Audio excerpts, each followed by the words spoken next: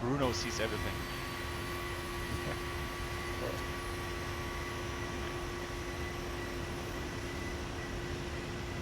So when it's not crashing to desktop, it's a nice airplane. Good. Oh, look at that. Some salt lakes.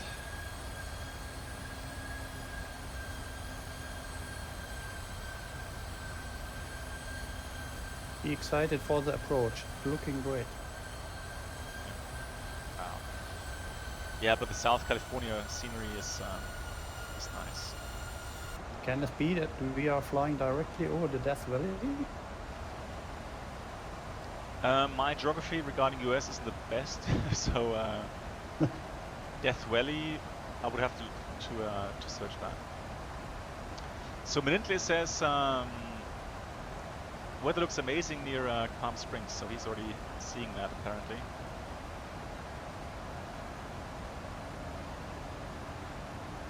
So I'm taking over the last. Because I have a fight club on board. I'm flying United. Nice. United. You have to say United. They don't say United, they say United. United 522. United breaks greeters. Well, for barrel damage could work. Okay, so let's have a look. So here's the approach one more time, which looks fun, right? I mean, it's like flying a nice circle, a descending circle, and completely RNAV, and the minimum is 812 feet if you can match RNP 0.17, right? And you'll find the RNP on the hold on, here it is. Where is it? Yeah, so here on the position 3 page you can find it. We actually at the present time have an actual required, navigation position of 0.07. So we would be able to take the lower minimum. If you can only match 0.3 on the actual navigation position, you would have to take 882 feet as your minimum. And the question is, okay, is that baro or is it radio? Now, I know there's some very few airlines that actually use radio decision heights on non-precision approaches. I've never done that. For me, the only time I was allowed to use radio altimeter settings were on category 2 or category 3 approaches. Never ever on Cat 1 or navigation non-precision approaches. And so the minimum here is a decision altitude, right? So you see decision altitude meaning on QNH setting. And in the box, in the brackets, it says H for height. So that would be the radio altimeter setting. If you were allowed to use that, then you would set radio 361. And so that is the height above ground. And so hopefully if we dial in 812 baro, meaning it's 360 feet above ground, then hopefully we will see something. Yeah, but look at that. I mean, that is just fantastic. Well done, Brennelt. That looks wonderful. Thank you. What would you say? The weather in X-Plane can be as realistic as in P3D as an add-on? Yes, there is. Yes, exactly. There's an add-on called Xenviro, and you can get actually some cloud arts with that up to 4096 pixels, and that looks pretty good. So yeah, you can get good weather add-ons. Yeah.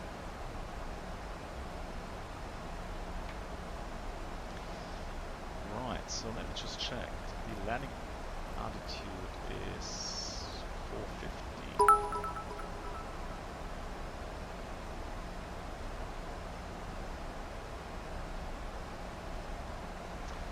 Brennel, thank you much for 100 bits, and he says, perhaps you can do a touch and go and do a manual pattern and a second approach after deleting the Active Sky Cloud here. Yes, I can, Brennel, yeah, thank you very much. Yeah. Look at that. Look at that. Gorgeous. looking great. Yeah. Looking much better than in my simulator.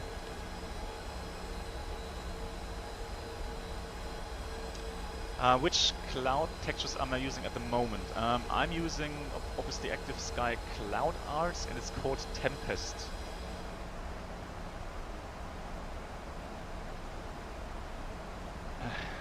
Bruno, I don't believe you. You're chicken now. And Proximus, greetings. You are in Dubai? Seriously? Why not posting any pictures on Discord?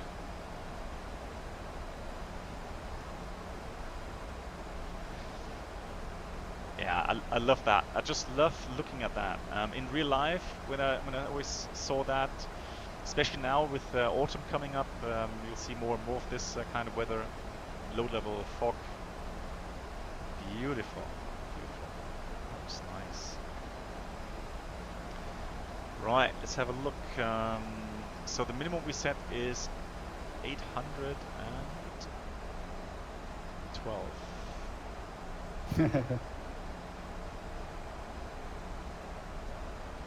Thank you for that, my Lindley. I'm glad that you enjoyed.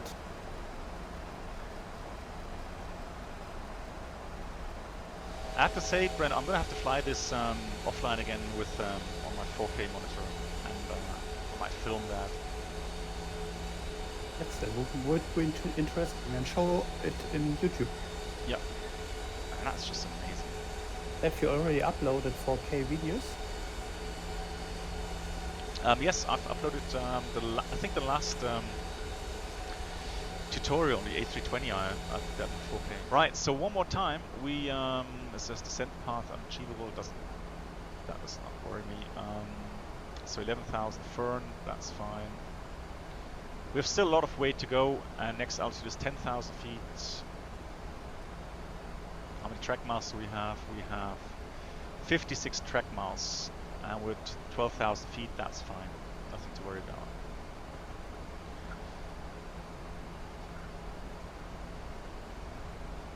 Alright, so the missed approach, we haven't talked about the missed approach yet. It says, missed approach, climb 900 feet, then climbing left turn to 4,000 feet direct to thermal. So it's just a little left turn and in the valley here towards thermal. So I'll dial that in, 16.2. Now, since it's an RNAV approach, yeah, strictly speaking, you wouldn't need any VORs tuned, apart from maybe the misapproach VOR thermal, because it says that in the procedure itself. Yeah, we had some beautiful views there regarding the mountains. Just looking at the fog layer there, really lovely. Right, so I'm reducing speed to 210 as well. So JVOC at or above 10,000, and then we can descend further towards 7,100 feet after JVOC. And I can dial that in because I'm not going to reach that.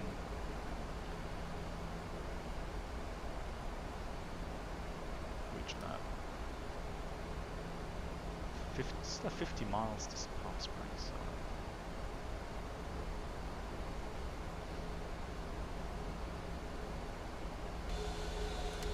Just for turn, for the turns, I'm gonna select flaps 1, get the slats out a little bit.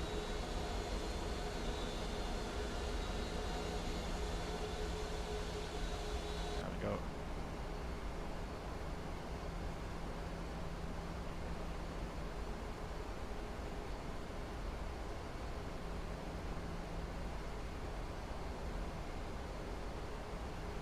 Hey, Sector 7, how are you?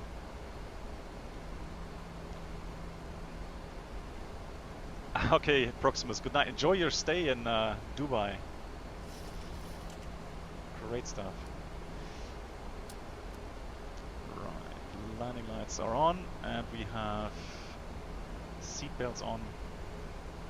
And so now we go into the circling part. And the nice thing here with the Navigraph charts, you can actually see the position of the aircraft here on the charts. That's quite nice. So 7,100 until Hopley, and then 7,000, 6,000, and so on and so on. Okay, we're on the baseline side. And off we go into the fog. 10,000 feet.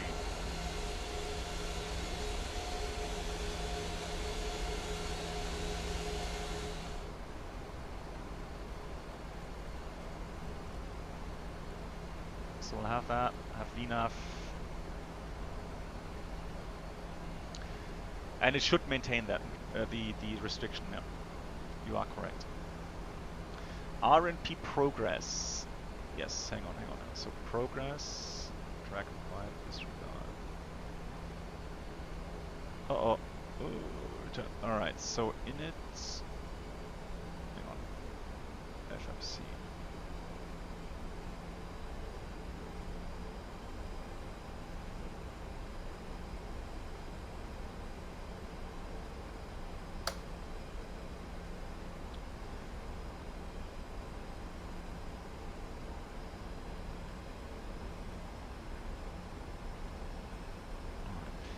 Well, the thing is, you have the ANP on the nav display, so that's really neat. And so we need 0.17 or better in order to have our lower minimum.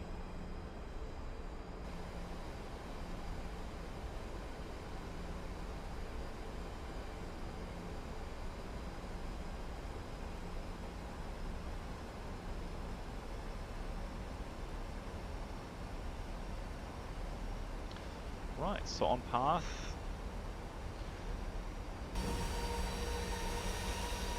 So we can make out a little bit of the terrain, however, again, it's still foggy outside. Oh, look at that. Gorgeous.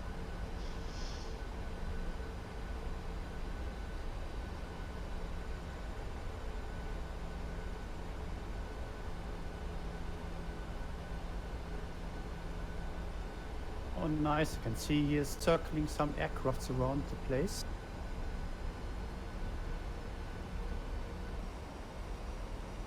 And funny airplane real life formation.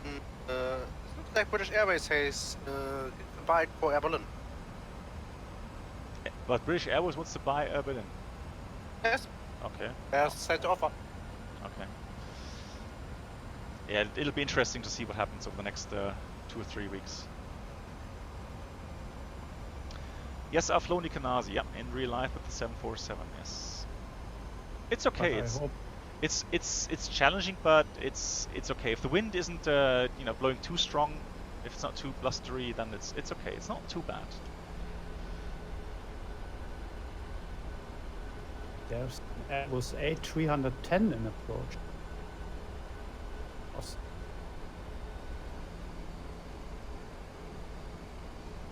Alright, so just to make sure we have a look where we are. So we're now at Yokul. Here's the airport, so we're still circling around these mountains.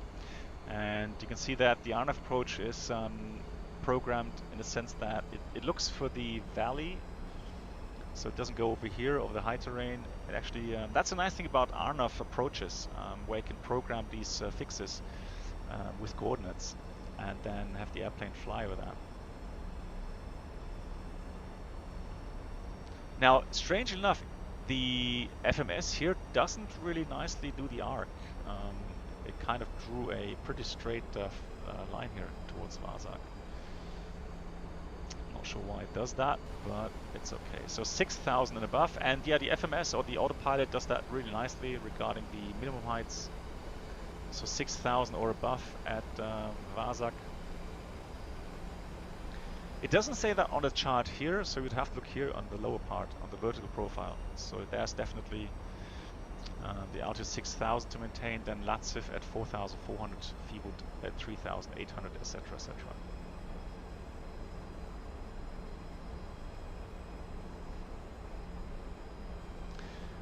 Well, the thing is that the Airbus can do radial to fix.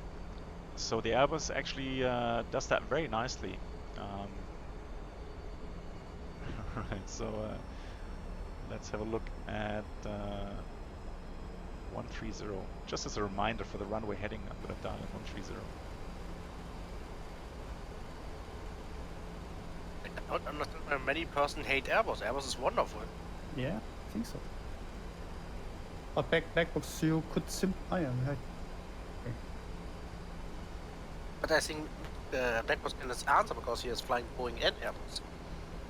Yeah, like I said yesterday, somebody asked which one I would prefer, and I said if you look for a manual flying kind of standpoint, then I would say I prefer the 737. But if you ask me regarding the whole work day, so all aspects of working as an airline pilot, then I would answer that I would prefer the Airbus 320. Yeah. No, other question more is the philosophy behind the airplanes, Boeing versus Airbus. Yeah. And I would never ever say that Airbus is safer than Boeing. I would not go that far. Both aircraft have their strong sides and their weaknesses. So and the statistics, I'm not sure. I would think that the statistics prove that it's the same safety records for both aircraft types. I was more the question for the philosophy of how to build the airplane, how to give the pilot information, how to make the life easier. Yeah. This direction, I mean. Yeah. And yeah, the Airbus, of course, being a more modern airplane, does do that. All right, so right on track. Latsif now at 4,400. Perfectly on. Next one, Rewood at 3,800. So we can still see terrain around us, and that's the thing, right? I mean, look at that.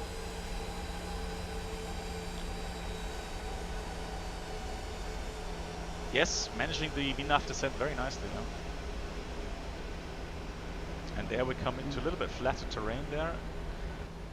Beautiful. And you have to be aware of your position over the ground, so 4,000 feet. So we still have 3,000 feet to lose until the runway.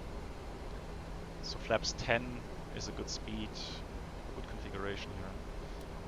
Get these start switches on. Bruno asked, what about the gear? What about the gears? It's, Yeah. like I said, it's 3,000 feet above the ground. Personally, I think that's it's too early for the gear. Oh. And him liking Ryanair, they think about fuel savings. Yeah, noise savings. No, they don't care about noise, but they care about fuel.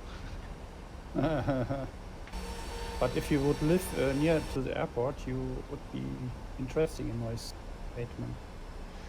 Well, Bruno, if you use the 1,500 feet RA, well, you're still at 1,700 feet, so we're still good.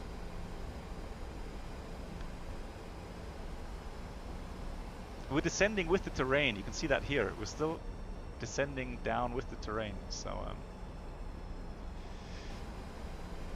but to make Bruno happy, I'm going to load the landing here. You spoiled him.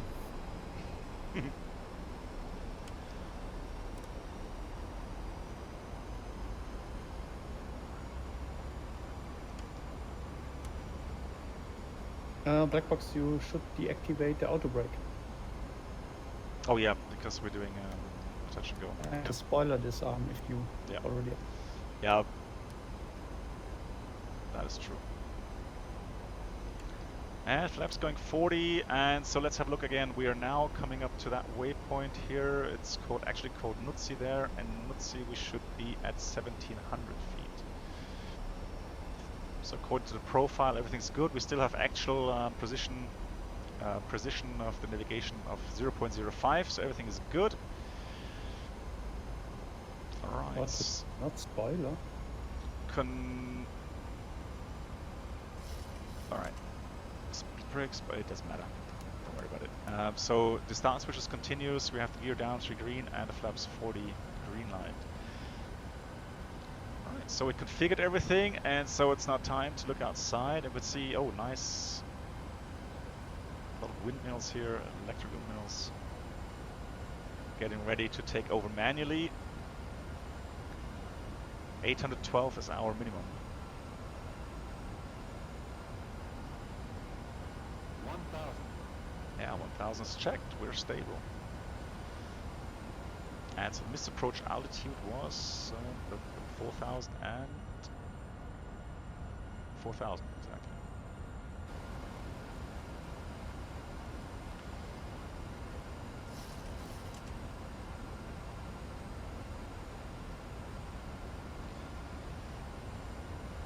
Right. Still no runway approach lights inside. It's gonna be interesting.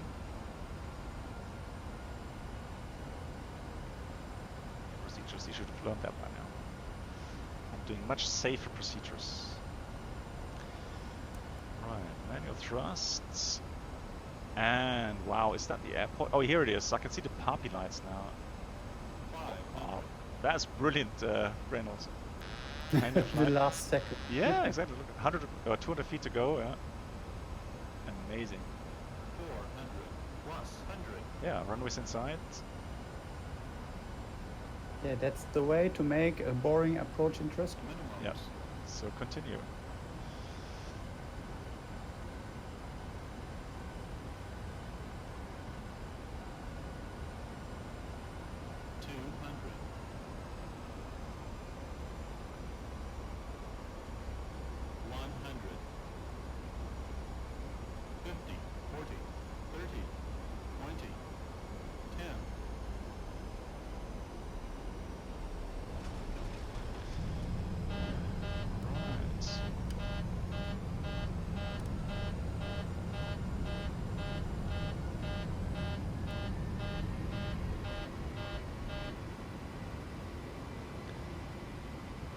Touch and go here. Positive rate of climb. Gears coming up.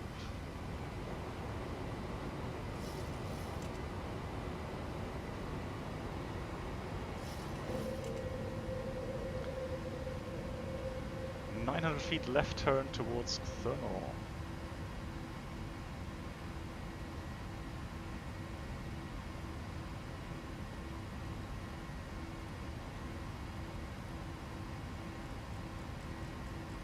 Is that 900 over ground then? And no altimeter. Okay.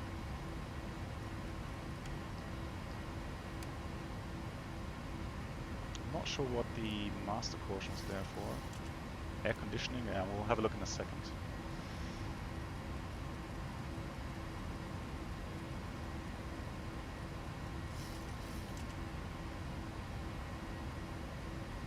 As I hate on the 737, you are seen not on one view what is the reason for the master draußen or master runnings. Yeah. Right, so I'm going to delete the weather file here. But I think the Airbus has many chains in this for Boeing, because Boeing has after each of the Airbus A320 also do cam systems in their updates. Right, so visibility should improve very shortly. There we go.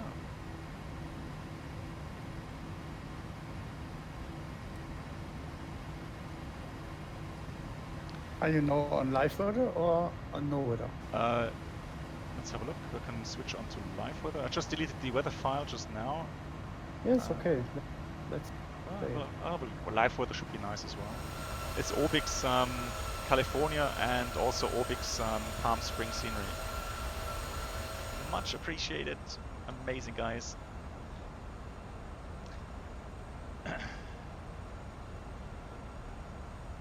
So keep your fingers crossed at the moment. Oh, hey, Büdel. And Büdel, your guest bot is amazing. It's working really, really well. It has helped us so much. RB Mendes, that's very kind of you. Thank you very, very much. Yeah, so the procedures for engine out in Europe, at least, for example, you would say you maintain the last height that you've been cleared to for 7 minutes, and then once you pass or the 7 minutes, you will continue on your flight plan routing and the flight plan altitudes. However, that is just very basically said, because you have to be looking into the country regulations for that. And also the airports themselves could have separate regulations that we'd have to follow. If they dislike anything. They have the restrictions in the FMS, be flying VNAV, but it doesn't. Maybe it might be a PMDG thing, but annoying.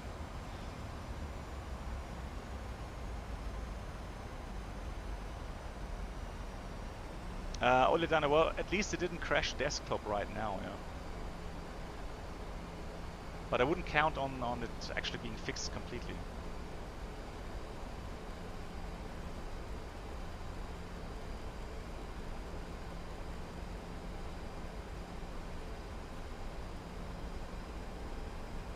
The terrain is looking good in that pump.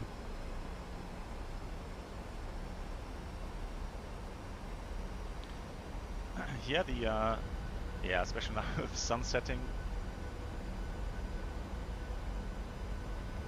And again, you can see the terrain here. The airport is over here. And they have programmed a really wide arc.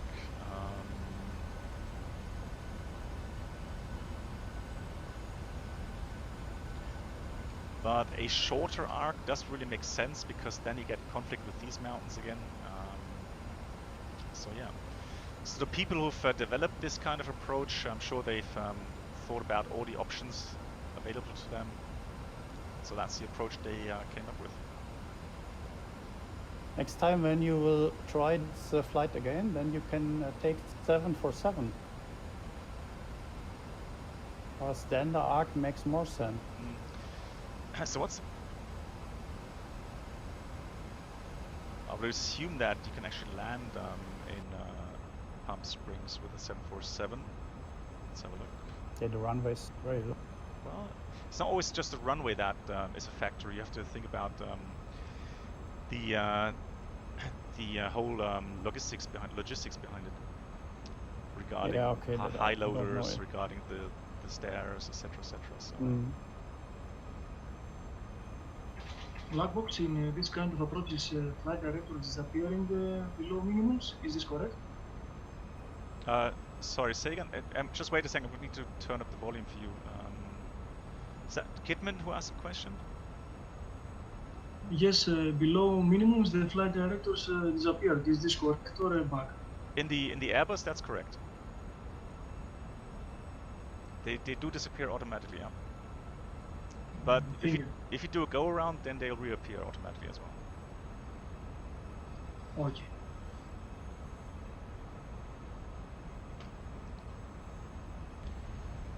I see nothing, Brenal. Yeah, that's right. Well, you see something about 200 feet above the minimum, Pico. Very late, in the last moment you will see the... At 1000 I saw that movie. Oh, Toto, there's so many things when you do the ATPL that it's just, you know, so tiring learning stuff that you think, why would I need to know that, alright?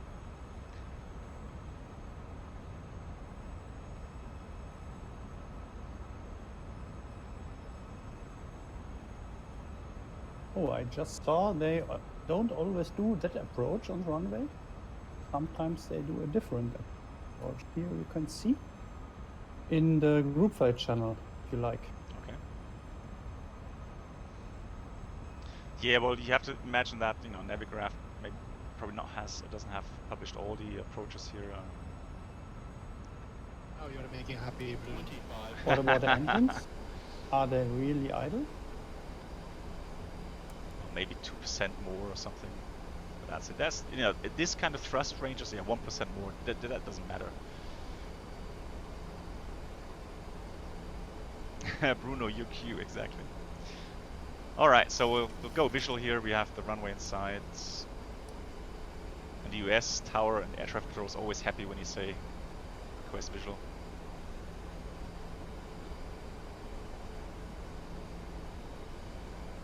There we go, on path.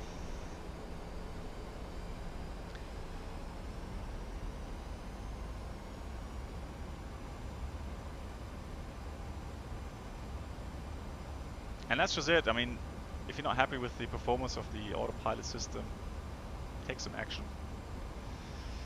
Fly manually. Are the people is in hurry? Black box, the invite link of the call out of the Nightbot fire. 1,000. Hang on, I'm going to concentrate on landing. So I'm going to circle to 1-3 left here. I'm going to take the challenge from Toto here.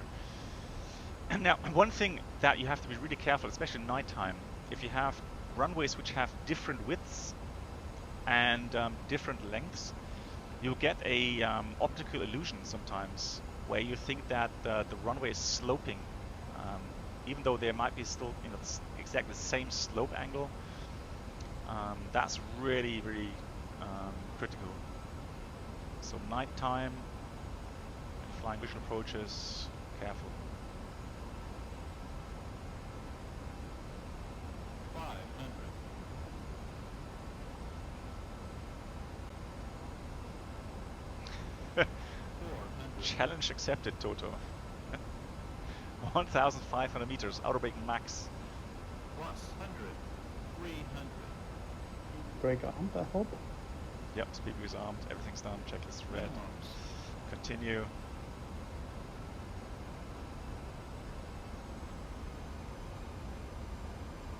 Little lag. 100.